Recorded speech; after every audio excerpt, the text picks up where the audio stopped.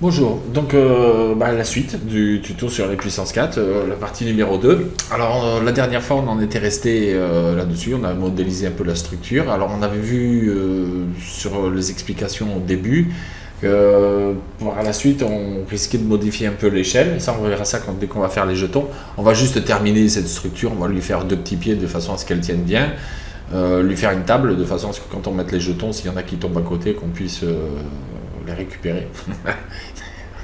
Non, mais bon, disons que ce sera mieux de faire un petit truc comme ça. Et puis ensuite, on va s'occuper de modélisation des jetons, ça va aller très vite, hein. On va prendre un cylindre, voilà. On va pas s'enquiquiner avec ça. Pour les couleurs, on mettra ça en dernier. Et donc, on s'occupera de la partie animation, et voilà, on aura fini avec ce tuto. Donc, là, on va lui faire deux petits pieds qui vont bien. On va faire ça en rapide, on va prendre un cube, bien sûr plus petit que ça. On va faire un. Voilà, comme ça, dans cette largeur-là. C'est un peu au pif, hein. Je vais regarder un peu comment ça se passe au niveau de la longueur. On peut faire un peu plus long. En Z, on va faire un peu plus long. Voilà, puis on va lui mettre. On va se mettre ici, déjà en affichage. Voilà, c'est bon. Si vous n'êtes pas en affichage de Goro, vous vérifiez. Oui, effectivement, j'aurais dû voir que j'y étais, puisqu'on voyait quand même les lignes sur le. Voilà. Donc, on va mettre ici. Ici, non, tout compte fait, non, c'est pas nécessaire. On va juste mettre une division là, pour que ça fasse un peu plus joli. Et puis ici, on va mettre 2. Voilà, on va descendre notre cube, on va voir que ça tombe presque bien, apparemment. J'ai l'impression que ça tombe pas mal. Voilà, voilà, voilà, c'est pas mal. Ouais, enfin, il va falloir serrer un peu ces deux arêtes-là.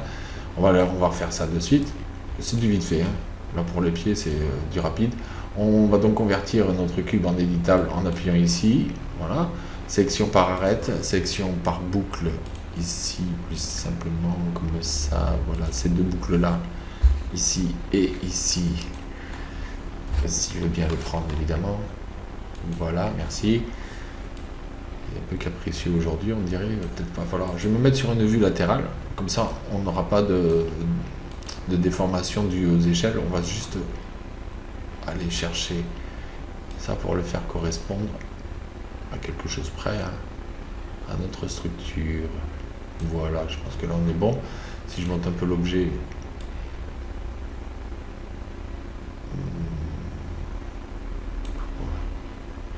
c'est pas comme ça qu'on va faire. Si je monte un peu l'objet directement, est-ce qu'on voit? On va repartir donc sur notre section d'arête. On va réduire un peu ça, histoire que ce soit quand même plausible. Voilà, que ça vienne presque au contact. On va les décaler un peu parce que je vois que c'est pas tout à fait bien positionné. Voilà, c'est bon là. Ok, bon. On va se repasser sur une vue en perspective. Là, on va pas s'enquiquiner, on va faire un truc tout simple. Je vais mettre celui-là en mode solo ici, comme ça ce sera plus facile. On va dire, on va juste en fait creuser ici, enlever ces faces là, ponter et puis remonter après les arêtes et ça va être du rapide. Voilà.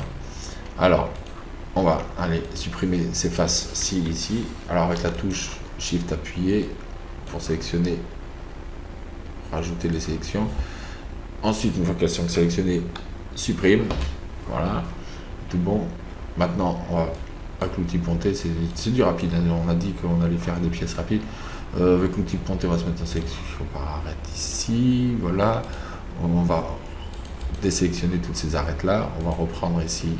Voilà, on va se mettre comme ça. On va se choper ici à ici, ici à ici,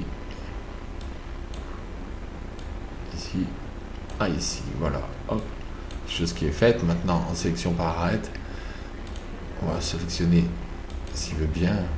Oh, qu'est-ce qu'il me fait? On va sélectionner donc les deux arêtes du dessus. On va se mettre pour ça ici. Voilà. La touche Shift appuyée avec celle-ci. Et puis on va les remonter tout simplement comme ça. C'est peut-être un peu violent. Peut-être descendre un peu. On va voir. On va voir comment ça s'adapte au jeu. Que ça ne vienne pas nous boucher les trous, effectivement. C'est ce que je craignais. En même temps, vu que l'objet il va être un peu décalé, on va le décaler de suite, comme ça on va voir ce que ça donne. On essaiera de le placer à un endroit où ça bouge pas les trous. Ouais, c'est quand même un peu violent. On réduira l'échelle de l'objet après, de toute façon, voilà. C'est ce qu'on va faire de suite d'ailleurs. On va le réduire dans ce sens-là, ici. Hop. Comme ça, par contre, je vais me retrouver avec un petit schisme, non. Autant pour moi, en arrière, dans ce sens-là qu'on va le réduire. Alors, on va lui faire deux pieds beaucoup plus fins. Voilà, quitte à ensuite extruder un peu les bords, si on va faire quelque chose de joli qui tienne la route. Ça, on va le mettre ici. Ici. Voilà. On va le remonter de façon à ce qu'il soit bien en contact avec notre structure. Et puis,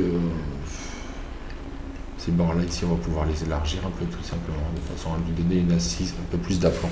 C'est du détail, hein, c'est pas nécessaire, puisque en fait, ce qui nous intéresse sur ce tuto, c'est surtout l'animation des jetons. Mais comme on y est à la modélisation, autant faire les choses tranquillement. Voilà. On aurait pu aussi réduire un peu les faces, les deux petites faces là qui sont sur le dessus. Celle-ci plus celle-ci, on va les affiner un peu, ça donnera un petit côté un peu plus profilé à notre chose. Bien qu'on s'en foute un peu que ce soit profilé, mais bon, voilà.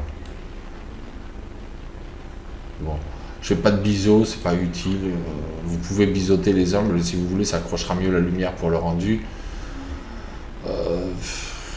On va essayer d'aller vite sur ce tuto parce que là sinon on va perdre du temps. Bon, allez, on va se les faire les bisous. On va se les faire les bisous. On va sélectionner par arrête ici. On va essayer de voir s'il nous fait une sélection par... Déjà il faut que l'objet soit sélectionné, ce serait peut-être pas une mauvaise chose. Voilà. On va voir si avec une sélection par boucle, s'il trouve les boucles. Là je me retrouve avec des grosses galères. On va faire plutôt sélection par anneau. Par anneau.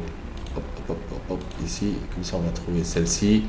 On va ensuite ajouter à cette sélection là, on va rajouter celle-ci, pardon, autant pour moi, j'ai pas appuyé sur la touche shift, on va rajouter celle-ci, je pense que ça ira, c'est juste pour que ça accroche la lumière. Pourquoi il ne me l'a pas fait là ici? Parce que justement il a pris l'anneau là-bas, et celle-ci, voilà. Et puis, en fait, on aurait pu sélectionner toutes les arêtes directement. On va faire CTRL A, on va sélectionner toutes les arêtes, et puis on va juste, par contre, enlever, désélectionner, ça ira plus vite, merci, décidément. L'eau, si tu veux, merci. Et on va juste désélectionner ces deux arêtes-là avec la touche CTRL appuyée. Voilà, celle-ci, celle qui ne se voient pas, qui n'ont pas, c'est pas utile de s'enquiquiner avec ça. Rajouter des polis pour rien. Celle-ci aussi, on peut aussi. Voilà, celle-ci aussi. Alors, Alt D pour enlever ce gizmo qui commence à me fatiguer. Voilà. Et puis celle-ci aussi. Voilà, là c'est bon. Normalement, le biseau, il devrait fonctionner convenablement. Hop, un petit biseau léger. C'est juste pour que ça accroche la lumière. En subdivision, je vais laisser à 0. C'est juste pour que ça accroche la lumière. Voilà. C'est bon. Donc là, on a notre pied. On va donc le dupliquer pour en mettre un autre de l'autre côté. On voit ici, il y a comme un petit problème. Du coup, ça fait pas très chouette ça. Qu'est-ce qu'il m'a fait? Voilà, ça c'est le genre de gag qui arrive. C'était pas utile forcément non plus de mettre. Je vais revenir en arrière. C'était pas utile de mettre un biseau sur ces arêtes-là. Je suis un peu bête aussi des fois. Hein. D'autant que je le mis que d'un côté. Allez, biseauton. C'est bon. Comme ça c'est très bien. Voilà, là on va sélectionner notre objet en mode objet évidemment et on va le dupliquer. On peut le dupliquer ou faire une instance. Moi j'ai choisi de le dupliquer, mais vous pouvez aussi bien faire une instance si vous voulez. Je rappuie sur Alt D pour avoir droit à mon outil de déplacement.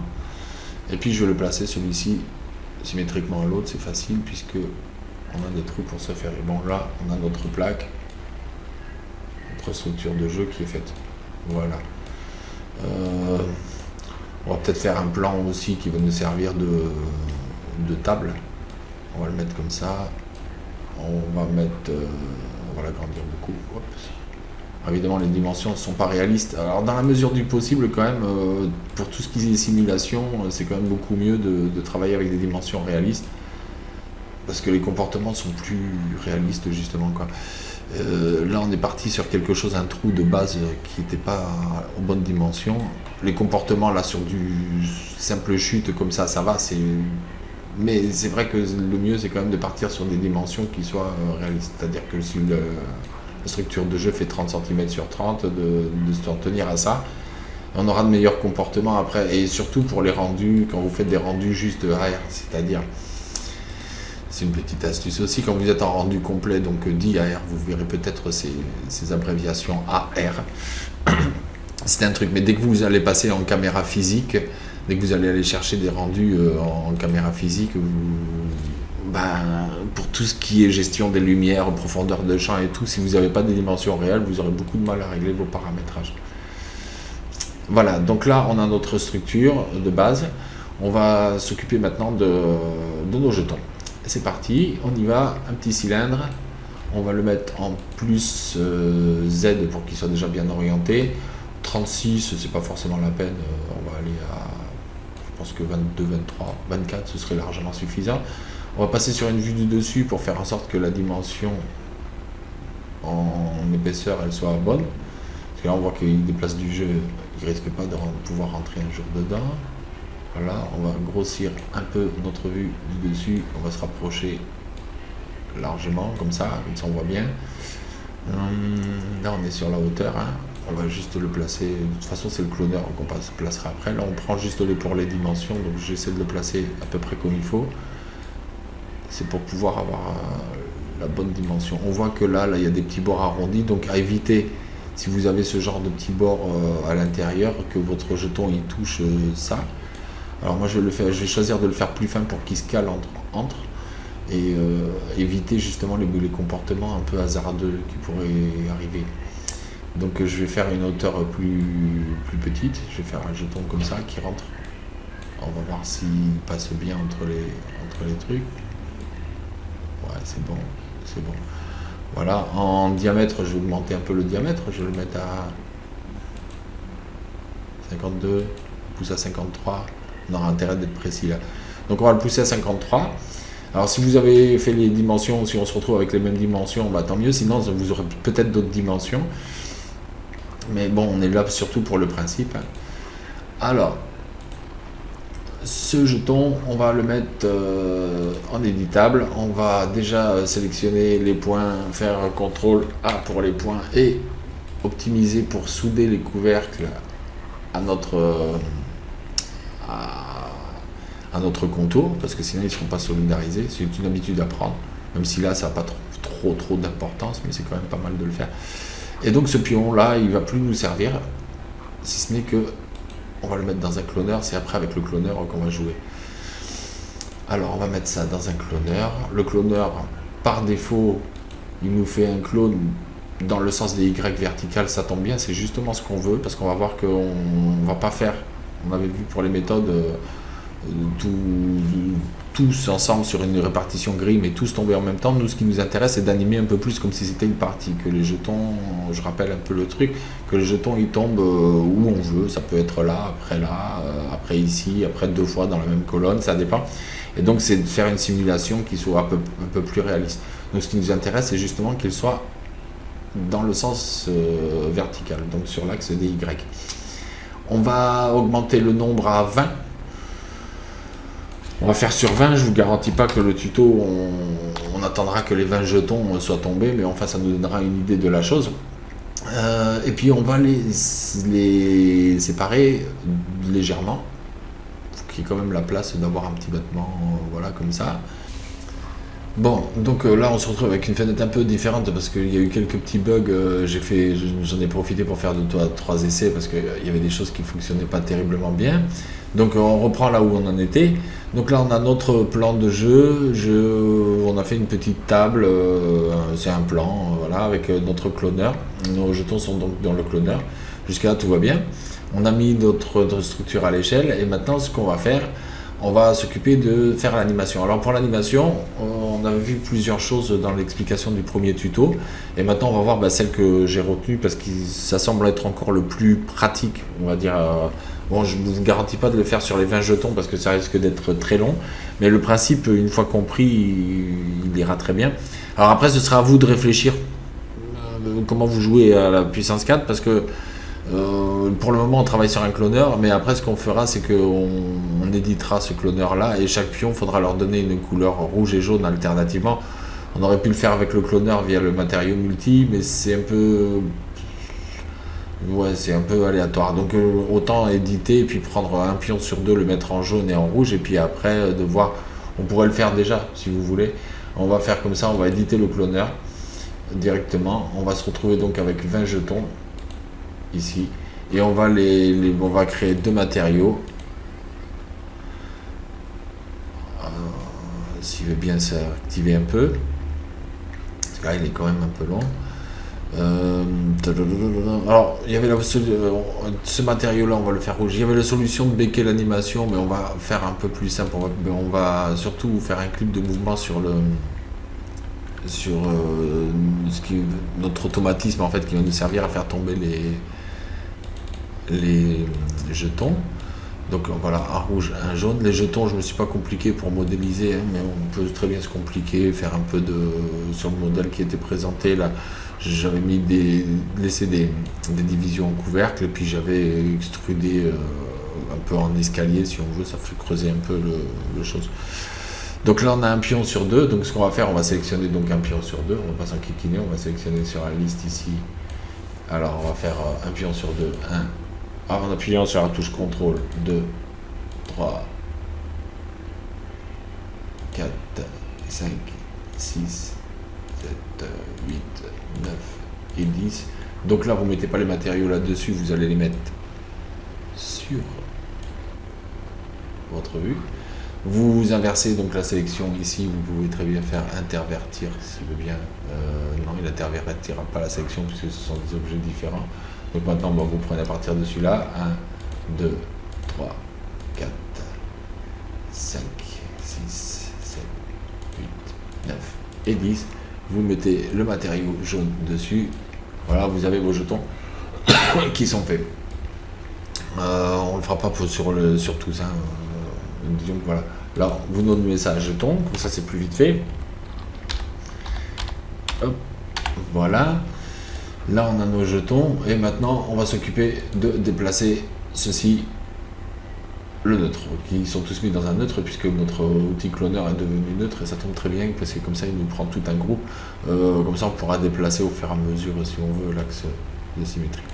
Là, on va se mettre donc sur ces deux vues, là, la vue de face et la vue de haut. Donc, on va réduire ces fenêtres là. On va même d'ailleurs réduire un peu celle-ci puisque la vue de face nous intéresse dans la mesure où c'est pour bien placer dans le sens, pour bien placer au-dessus.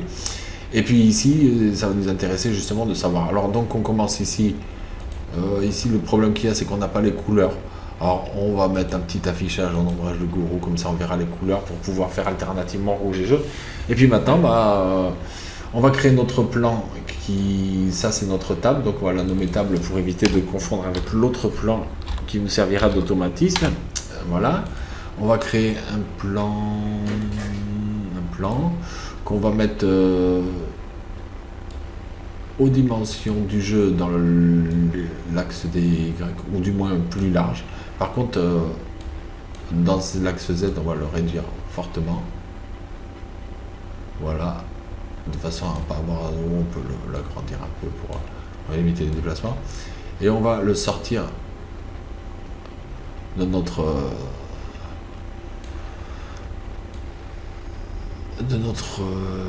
l'axe du cloneur. On va le mettre en retrait parce que c'est lui en fait qui va venir, qui va faire ce type de mouvement, tac tac tac tac tac tac tac tac, comme ça successivement, et à chaque fois le cloneur va se déplacer et va descendre en même temps de l'équivalent d'un jeton et va se déplacer d'une colonne et ainsi de suite. Donc le principe est très simple. Il va nous falloir pour ça éditer notre plan, lui mettre un tag simulation collision. Voilà, tout simplement. Ni plus ni moins, celui-là, il n'y a pas de souci à se faire. Sur notre structure ici, on va mettre un tag, simulation. Simulation aussi pareil, lui corps collision, mais on va veiller à quelque chose, et c'est justement ici immédiatement tout machin c'est fait collision, notre tag collision ici. Ici on va mettre quand même en automatique ici, donc pour le tag de la structure de notre panneau de jeu, de façon à ce que les jetons ils prennent bien en compte le volume qui a été modélisé. Si on ne fait pas comme ça, Cinema 4D comprend que ces plateaux de jeu est un peu comme une cage, un cube, et qui est plein. Donc ce qui fait que les jetons ils tomberont pas dedans, ils choqueront sur la surface comme si c'était bouché, qu'il y avait un couvercle, et ils tomberont. Donc pour éviter ce genre de problème, on va venir voir ici et on va essayer, on va voir comme ça si... Je pourrais même vous dire que tiens, ça on va essayer automatiquement d'ailleurs, voir si ça marche. Comme ça on va voir de suite l'erreur, plutôt que de parler et d'expliquer, ce sera plus visible comme ça, on va voir de suite. Donc là on a ça, on a nos jetons, et sur nos jetons on va mettre aussi un tag simulation collision, là pour le coup corps rigide. Pareil, ici on va mettre appliqué à tous les enfants. Oui, parce que c'est bien, ils sont tous en enfants du neutre, d'accord. Donc le corps il s'applique à tous les enfants du neutre. Désactiver ici, on va mettre sur tout, ça sera bien. Et puis ici on va laisser comme ça, on va regarder quelque chose et ça va être marrant.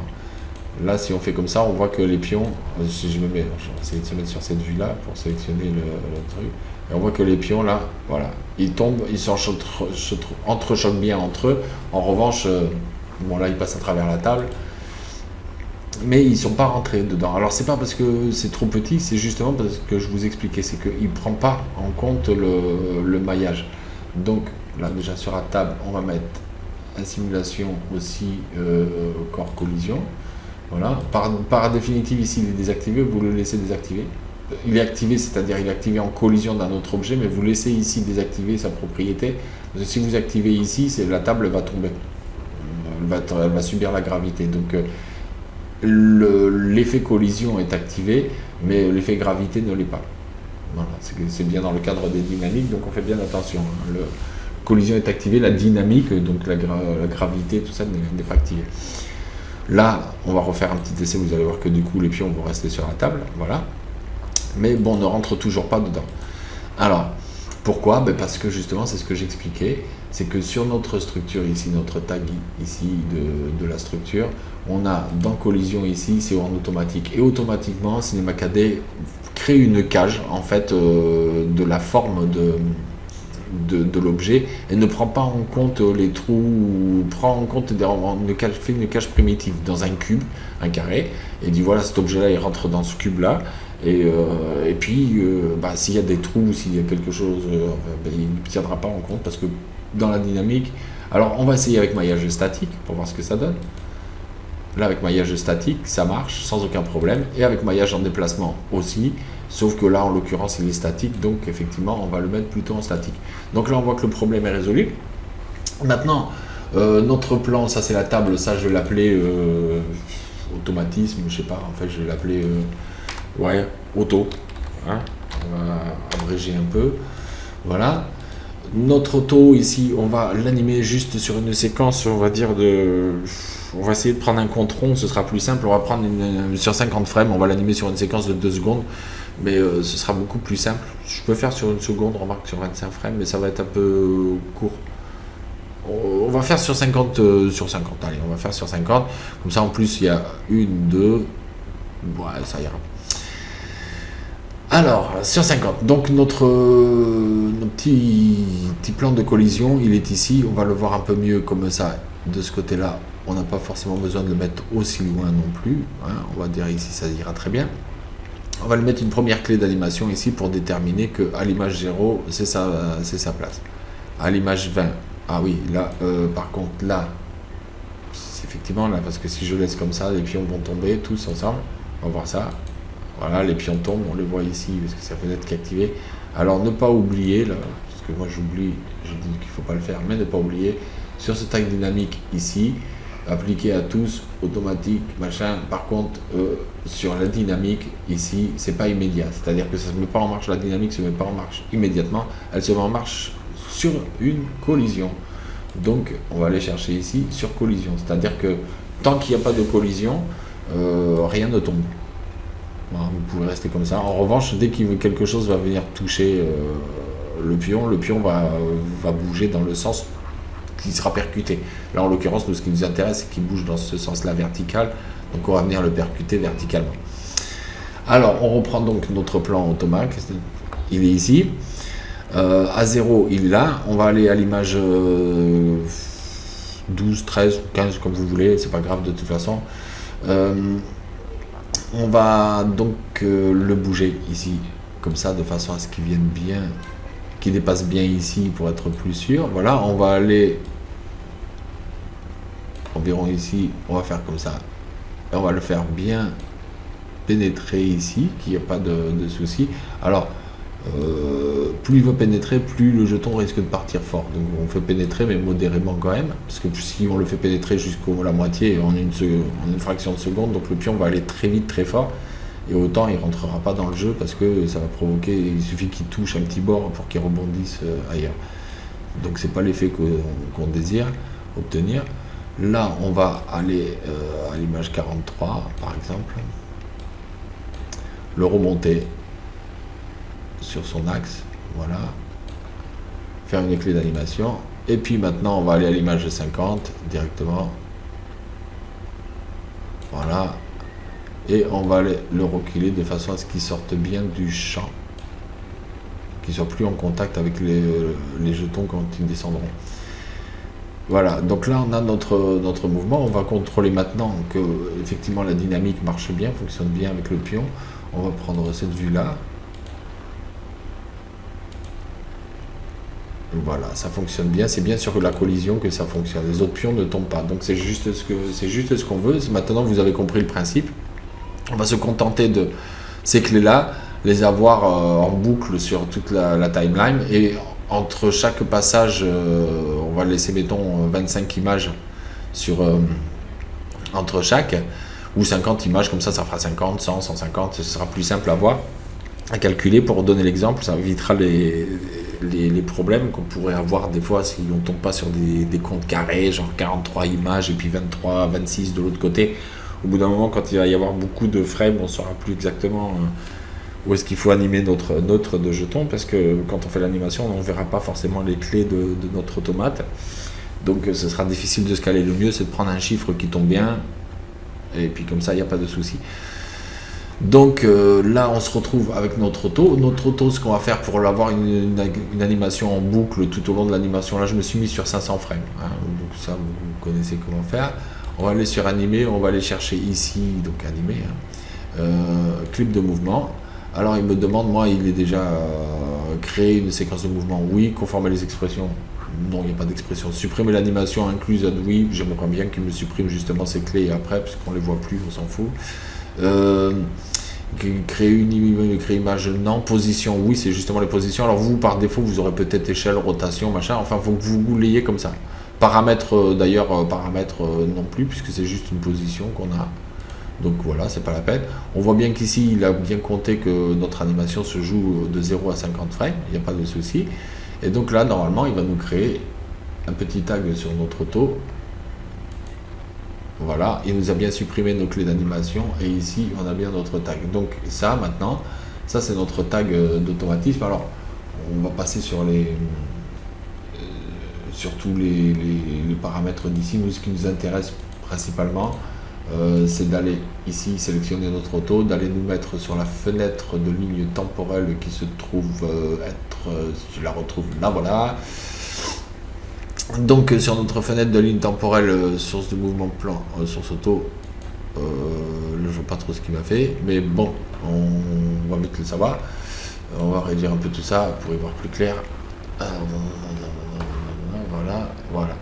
Là, on a le bloc qui représente en fait notre clip d'animation. Ça, c'est toute l'animation qui se fait. Donc, c'est simple à comprendre. Le principe, c'est le même que vous pouvez trouver pour les séquenceurs de musique, pour le montage vidéo. Ce sont des blocs, des clips. C'est un clip. Donc, ce qu'on va faire, on va appuyer sur la touche contrôle. On va décaler ça de 50 images. Voilà, donc normalement, il magnétise tranquillement. Voilà. Et puis, on va faire de même toutes les 50 images. Donc, là, il est à 150, on va aller à 200. Voilà. Voilà. Hop, on va aller ici de 150, on va aller à 300. On va peut-être pas aller jusqu'au bout parce que après ça va devenir 350, donc 400. Donc là maintenant, si je regarde bien, si je fais jouer l'animation, on va voir que notre plan, voilà, vient ici, passe 50 images et puis à 100 images recommence son mouvement, clac, clac, voilà, et ainsi de suite, et ça pendant cette fois. Voilà, donc nous maintenant notre but ça va être de faire bouger notre cloneur, notre ancien cloneur, en fait notre jeton, de le faire bouger d'une colonne à l'autre, en pensant bien à descendre à chaque fois de l'équivalent d'un jeton, pour qu'il y ait chaque fois un jeton qui se retrouve dessous, et puis voilà, l'animation sera faite. Donc je vais vous montrer ça vite fait, après vous ferez le reste, hein, parce qu'on va pas non plus passer 3 heures sur ce tuto. Donc, en premier lieu, on va se mettre sur ces vues-là. Hein, on va grossir un peu ici pour y voir un peu plus clair. Le plan, là, du coup, le plan qui me sert d'automatisme, on voit qu'il gêne beaucoup la vue. Et moi, justement, j'ai besoin d'y voir clair là-dedans. Donc, on va virer ça. On va le rendre invisible au rendu aussi, parce que ça ne nous intéresse pas qu'il soit rendu dans la scène. Donc, vous le laissez comme ça, invisible. Une fois qu'il est...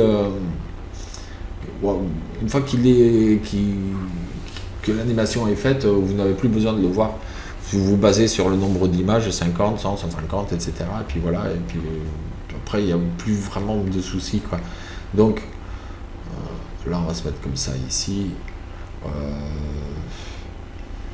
Voilà. Je vais juste par contre mon neutre, si je peux, je vais monter un tout petit peu son axe pour pouvoir jouer un peu plus, pour pouvoir y voir plus clair. Voilà, je vais mettre par ici. Je vais même descendre un peu. Parce que sinon, après, quand j'aurai les autres jetons à descendre, mon axe il sera très loin des jetons. Donc, ça, pensez-y aussi. Mettez-le à un endroit qui soit assez accessible. Après, voilà.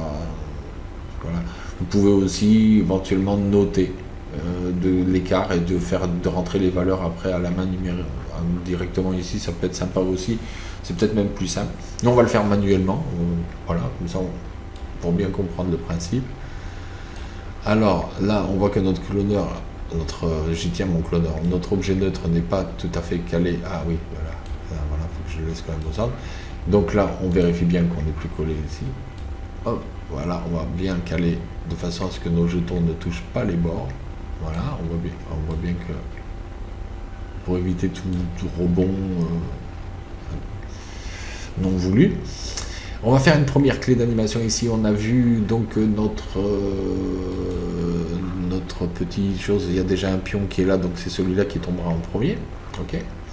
Donc là, on va faire une clé d'animation pour ce pion-là. On va aller ici. On sait que notre automate va aller à 50 pour faire tomber le pion.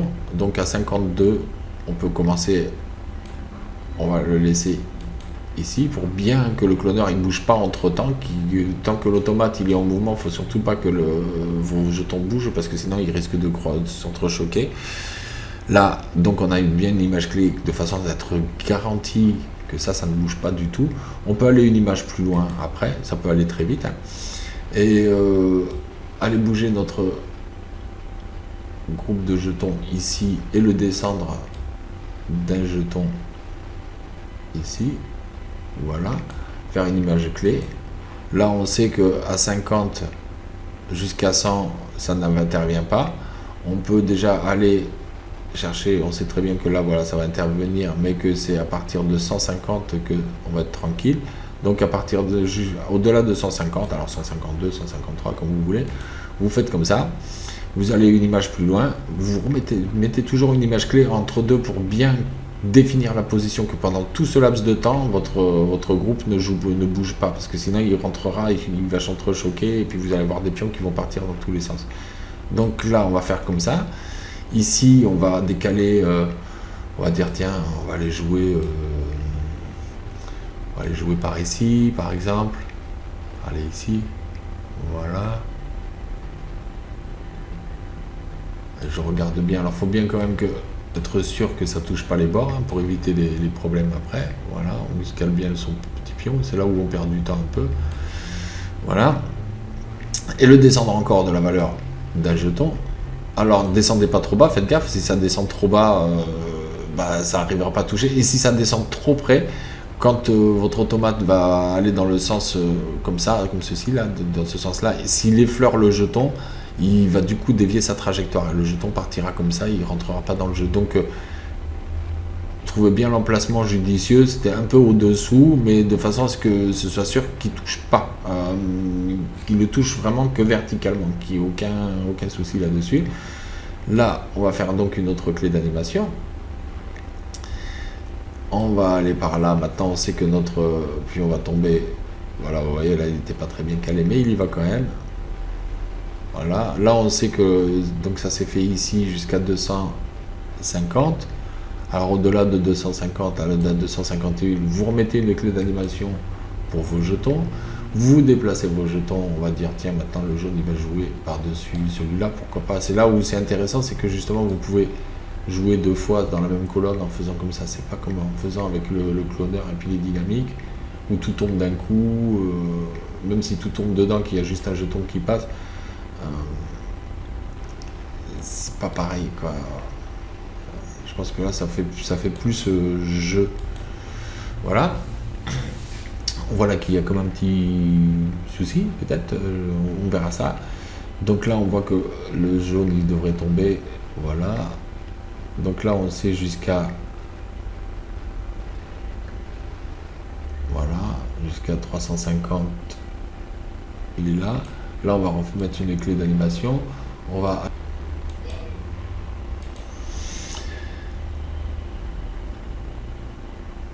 bon, et puis voilà, ensuite, à vous de faire ainsi de suite. C'est le principe, hein, surtout qui est montré sur 2-3 jetons, ça ira bien.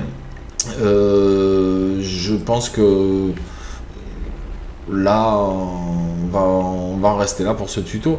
Il n'y a pas grand chose de plus à comprendre. Alors c'est possible que vous, de temps en temps, vous ayez une petite difficulté sur les animations. Moi je sais que quand j'ai fait des essais, un coup ça marchait, un coup ça marchait pas. Là vous voyez, là il y a un petit bug un peu bête, alors qu'il est juste au début, puis d'un coup je sais pas pourquoi, mais voilà. Hop, et puis ils vont tous tomber là. Bon, petit bug de cours de route, c'est pour ça que là je préfère, plutôt que de recommencer tout encore une fois. Le principe il est compris, quoi. De toute façon il n'y a pas de souci. Vous avez pour rappel votre table, les dynamiques, donc on voit bien à ça la structure ici, qu'elle soit en collision, ici désactivée et ici activée, la dynamique est activée, mais par défaut c'est comme ça, de toute façon il n'y a pas de souci, mais on veille bien surtout à ça, à ce que ce soit un maillage statique. Maillage en mouvement, c'est si ça bougeait, si c'était ça qui me bougeait, et puis qu'il y avait des choses qui rentraient dedans au fur et à mesure. Là en l'occurrence il est statique, donc autant le mettre en statique. Le reste ici il n'y a rien à toucher. Pour la table, collision normale, statique, automatique, vous faites comme vous voulez, c'est pas un souci.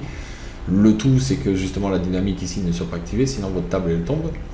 Ici pour les jetons par contre, veillez bien à ça, dynamique, bien activée ici la dynamique, parce que par défaut elle est activée ici, mais en termes de collision, vous voyez bien, vous mettez le tag sur le neutre, qui comprend tous les jetons, d'accord, et appliqué à tous les enfants, oui, parce que c'est appliqué à tous les enfants du neutre, donc éléments individuels, tous les éléments sont individuels. Et en automatique, oui. Par contre, ici, ce n'est pas immédiatement, c'est sur collision. Donc, dans les dynamiques, c'est sur collision. C'est bien sur la collision de notre automate que les pions y tombent. Notre automate, qu'après, on ne rendra pas, évidemment. On rendra invisible au rendu, parce que sinon, ce ne sera pas joli. Donc, voilà, comme ça, on ne le verra plus. Et puis, quand on fera notre rendu de scène, on aura juste notre plaque. Excusez-moi, j'ai la crête, vraiment, c'est... Donc, et on aura juste notre jeu, notre table, un petit décor si vous voulez. Pour les textures, rien de compliqué, hein. Rouge, jaune, du noir ou un peu gris. Là, on ne travaille pas sur une modélisation, on travaille sur l'animation. Donc on va pas s'enquiquiner avec tout ce qui est matériaux. Matériaux, disons que moi pour ce jeu-là, j'aurais pris un noir, pas tout à fait noir, on va dire. Voilà, un petit peu comme ça, de façon à ce que ça fasse un peu comme ça. Spécularité, oui, mais je l'aurais baissé beaucoup de hauteur. Voilà. Et puis éventuellement, mettre une texture d'un peu de bruit, pour que ça donne un petit effet un peu plastique comme ça, mais sauf que le bruit, on va le contraster beaucoup plus. On va se mettre, on va réduire l'échelle déjà pour que le bruit soit plus petit. Voilà. Et puis au niveau des crétages inférieurs, on va faire comme ça. Ça, si on l'applique sur notre jeu ici, c'est pas évident. Ça se voit plus quand il y a la lumière, ça va donner un peu l'effet plastique. Donc pour ça se faire comme toujours dans les rendus, c'est quand même mieux quand il y a une lumière. Voilà, hop, hop. Voilà. Et si on se rapproche un peu de notre jeu et qu'on fait un rendu, après il faut trouver la bonne échelle en fonction de l'échelle de votre modélisation. Voilà, vous voyez, ça fait un truc un peu comme ça. Alors, vous pouvez aussi justement, pour un défaut, baisser la largeur de façon à ce que ce soit moins perceptible. Votre bruit, le baisser aussi. Moi, en l'occurrence, hein, pour l'échelle dans laquelle je travaille, vous verrez bien. Voilà, je fais un peu au hasard. Alors, c'est pas perceptible, mais s'il y a un gros plan,